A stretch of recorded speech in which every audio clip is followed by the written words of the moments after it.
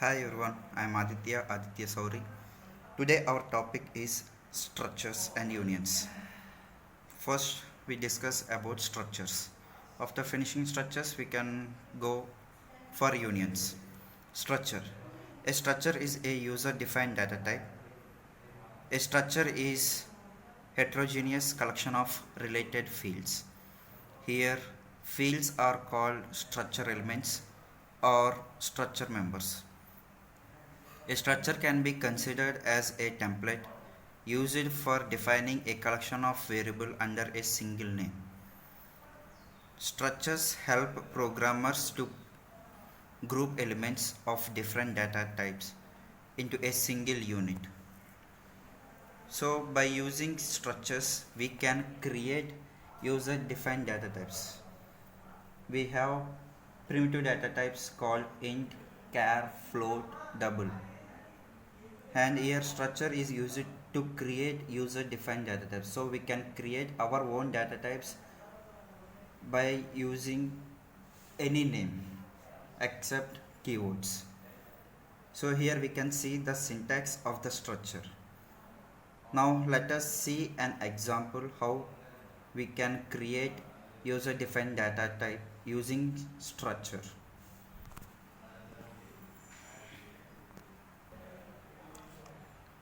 So here we can see the example of structures. So here strut is a keyword. It is used to create a user defined data type. So here I created hi. Here hi is a data type, user defined data type. And here h is a variable. So for each data type we are giving a variable name. For example, here I created int data type and char data type. For int, a is a variable of integer data type and n is the variable of character data type. Like that only, hi is a user defined data type. For this user defined data type, h is a variable. So in structure we created two data types. One is int and another one is char to store a data elements. So here h is a variable, but it belongs to user defined data type. It does not have any memory. For a variable it is 2 bytes, for n it is 10 bytes.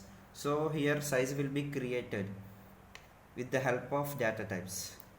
So these are predefined data types, so memory will be created automatically when we give primitive data types. But here hi is a user defined data type and it cannot create any memory.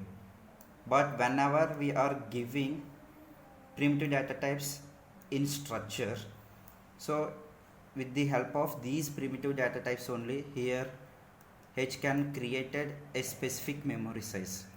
So what the memory size of a? 2 bytes. If it is 32-bit system, 2 bytes. If it is 64-bit system, it is 4 bytes. Now what's the size of char? N, 1 byte, and here I am giving 10 size, so total 10 bytes. So the primitive data types which we given in structure, so it adds, that means 2 plus 10, that means the size of h variable is, so it is 64-bit system, so the int size is 4 bytes. So 10 plus 4, 14 size. So in this way the user defined data types can create a memory size with the help of primitive data types only. If I gave only integer data type in structure, that means the size of int is 4 only.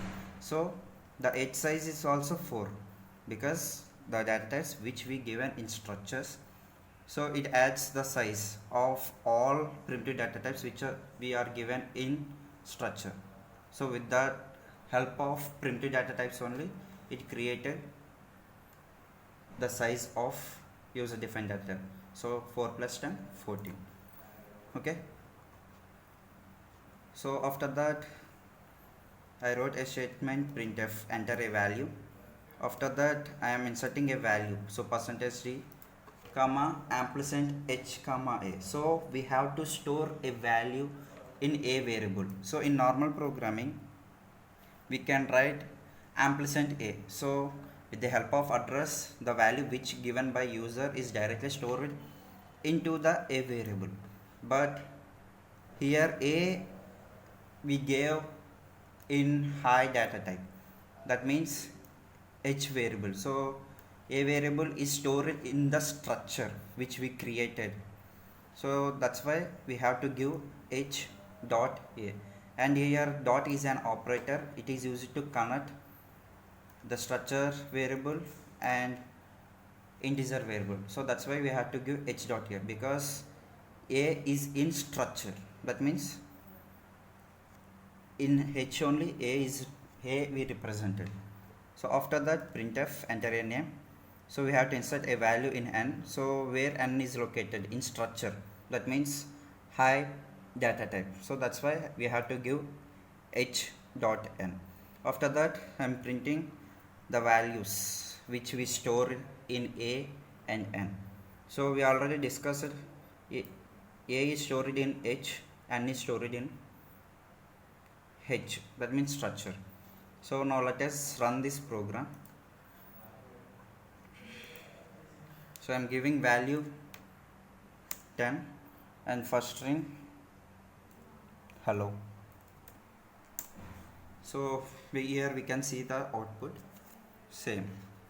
So while representation only it is difference, but no, there is no difference in representing an output. So here we created a user defined data type, and for the particular user defined data type we created a h variable. And we already know about the concept of local variables and global variables. So what is local variable? The variable which we created in the function is called local variable, and the variable which we created outside the function is called global variable.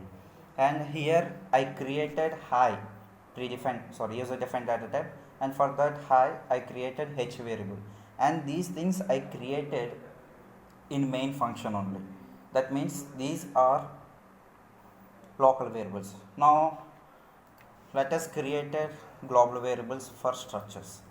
So that means we have to create the variable outside the function, that means outside the main function.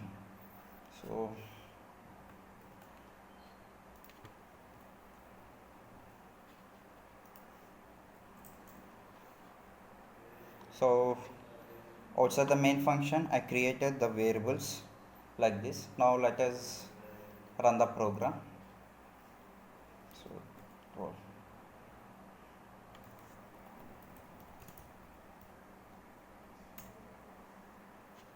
So because memory is insufficient, that's why output Sanjeev College printed as Sanjeev only, because memory is insufficient. Okay, now I will give another name.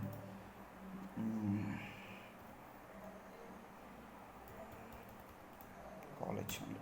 Okay, here we can see the output. So structures, we can create structures as a local and a global also. So in this concept here high is a user defined data type and h is the variable of this particular user defined data type. So is it necessary to create a variable here only? Not necessary. We can create here also, and we can create separately, like high is a data type and h is a variable. So now let us check. So again 12 I am giving hello. So here we can see the output. So in these two ways we can create the variable of user defined data type. Okay, so if we can create only one variable to the user defined data type, no, we can create multiple variables. for user defined data type also. Now here I am creating another variable for user defined data type, and for character I am changing like this. So we can create and write like this also. So there is no need to create only one variable, we can create more than one variable also. So now let us check the output. Again 15 hello. So here we can see the output. So in these ways we can create and implement structures. Okay, now let us check the size. Actually we already discussed the size of variable which belongs to structure. So now let us implement that one.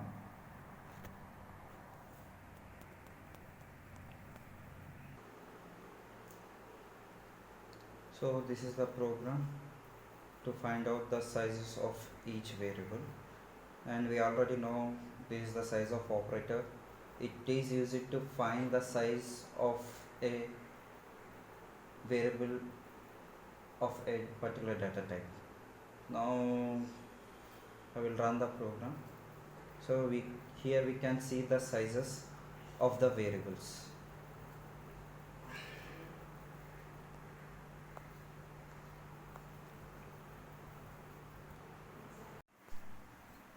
Now let us see the another concept in structures, copying the data between two structures.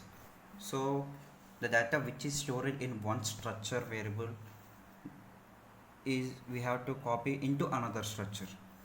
So same program here we are discussing, which we seen in previous. So this is the keyword of structure, and here I is the user defined data type. And in structure we created two variables, one is a which belongs to integer data type, and n which belongs to character data type, and the size of n is 20, and structure variables are h and h1. So these two variables belongs to high data type. After that I gave a printf statement, enter a value. After that scanf. So here we are inserting a value in a, but a is stored in h or h1. By with the help of h I am storing the value, and after that printf enter a name, and the string which we given is stored in n variable. So in a we stored one data, and in n we stored another data. Now we have to copy the data which is stored in h into h1. To copy the data we have an operator called assignment operator. So the data is stored in h, so now we are copying the data which is stored in h into h1 with the help of assignment operator. So the data which is stored is assigning to h1. After that we are printing the data h1.a, because here we copy the data from h to h1. So that's why h1.a and h1.n. Now let us run this program. So 12.